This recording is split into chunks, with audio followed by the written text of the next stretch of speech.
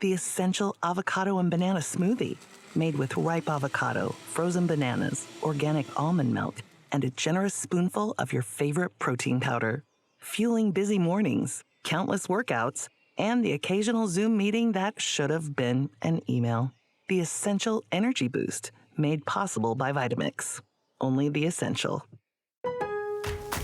Getting more as a MyLowe's Pro Rewards member is easier than ever with the Lowe's app. Download it today and earn 500 points the first time you log in. Plus, your digital wallet helps you scan, save, earn, and access what you need to manage it all in one place. Download the Lowe's app and take advantage of your Pro benefits today. Lowe's, we help, you save. Valid 12/1/25 through 1/7/26. Offer valid for first login per organization only. Loyalty program subject to terms and conditions. Additional restrictions apply. Visit Lowe's.com/terms for more details. Subject to change. Welcome back to the Dopey Countdown.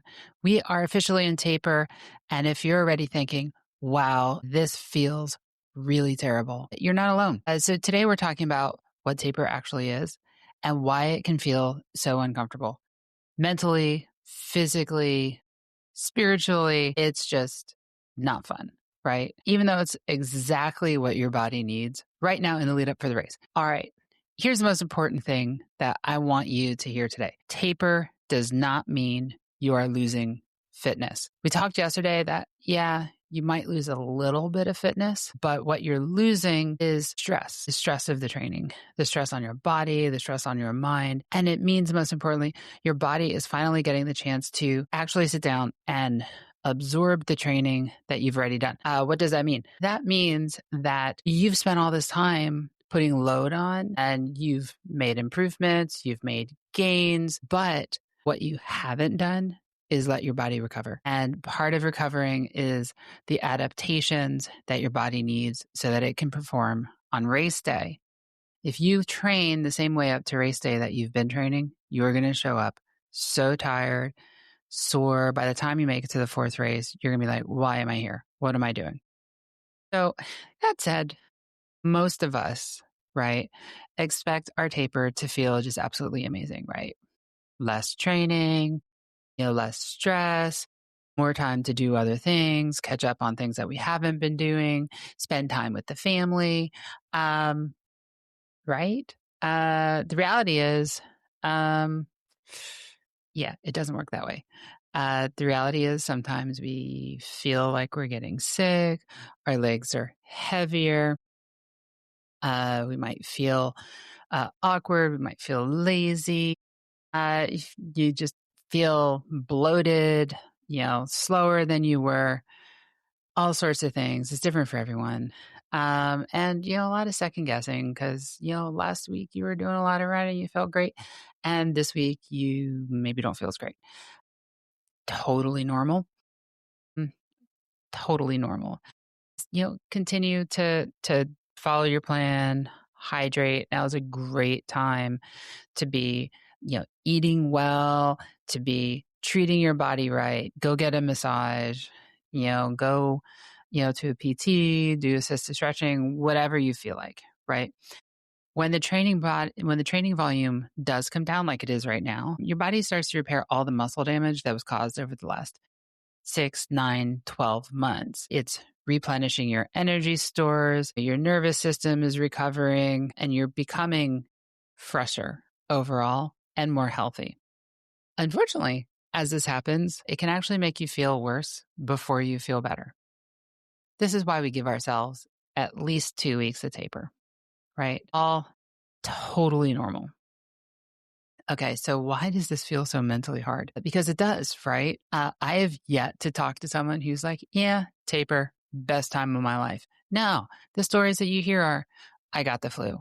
I felt awful. I felt sick. I felt lazy. And part of that's because suddenly you have all this extra time and just you're used to having, distractions to keep your mind off of things and you're always busy.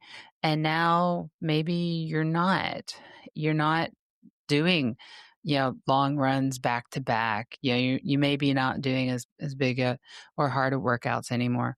And all that space that, mentally you are filling with those workouts and the hard efforts, they're getting filled with other thoughts and other things and maybe more in tune with how your body feels. Right. And, the questions that you might be asking are like, did I do enough? Should I be doing more? Why do I feel slower now? The noise does not mean something's wrong. It means your brain is adjusting just like your body did. All right. And, here's something I tell even my ultra, my ultra athletes, my Ironman athletes is, as we said before, during taper, we're not necessarily getting fitter, right? But we're recovering. We're getting fresher. And that freshness makes up for any amount of fitness loss that you might have gotten. And the reality is, if you do lose fitness, which you probably won't really, it's such a tiny amount that it's totally offset by the fact that you're actually well rested and can perform at your potential. In addition, like we talked about yesterday, you're reducing your injury risk. I'm a big fan of this. I see, including myself, a lot of runners and athletes, when we get tired, our form falls apart. When our form starts to fall apart, what happens? We get injured, right? So like injury prevention is great. And it all leads into a better execution come race day. So you tell me, is the trade-off worth it? I think it is. Most coaches think it is. All right. So what should you be doing right now? This is a super good question. Everyone asks it. One is, you should still be doing workouts, right? This is not the time to sit on the couch and just veg out in front of the TV for the next 13 days. This is the time for us to be doing less intensity, but you might still have the same amount of hours. You probably will have less. And then next week, as we get into race week, it'll be a very different schedule than what you're used to. Finish your workouts feeling like you've got more to give. If you remember those MAV shuffles, all the speed works that you're used to doing, you finish those and you feel pretty wasted, right? Here, you should not. You should feel like you gave it a good effort. It was good. It was fun. And, you walk away and you're like, yeah, I could have done a lot more, could have done that longer, could have done that harder, whatever. You feel that way when you're done, you did it right. Stop workouts if they're feeling wrong or forced or like it's too much. There's no ego here. Now is not the time to prove that you can do it. Your coach knows you can, you can, and it's really just time to keep everything moving so we don't fall apart, right? Lastly, if taper really feels uncomfortable right now, it doesn't mean it's failing. It really means that it's doing what it's supposed to do. All right, so that's kind of it for today. I wanted to keep these short. Publish these every day. Definitely feel free to engage on social media. Text me any questions. I'm on Facebook, WhatsApp, Instagram, YouTube, comment on the uploads. Anyways, tomorrow we're going to be talking about what actually matters the most in the last 2 weeks. And really, we're less than 2 weeks now. We're at 13 days of training and what really does not. So with that, stick with the process. Be fierce, be you, and I'll see you tomorrow.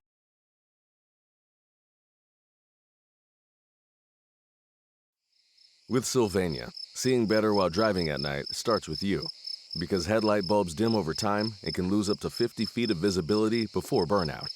That's why you shouldn't wait. Upgrade your drive with brighter lights for better visibility on the road ahead. Sylvania's step-by-step installation video guides make it easier than ever to take control of your nighttime clarity, all without a trip to the mechanic. So before a burnout darkens your day, upgrade to Sylvania and see better tonight.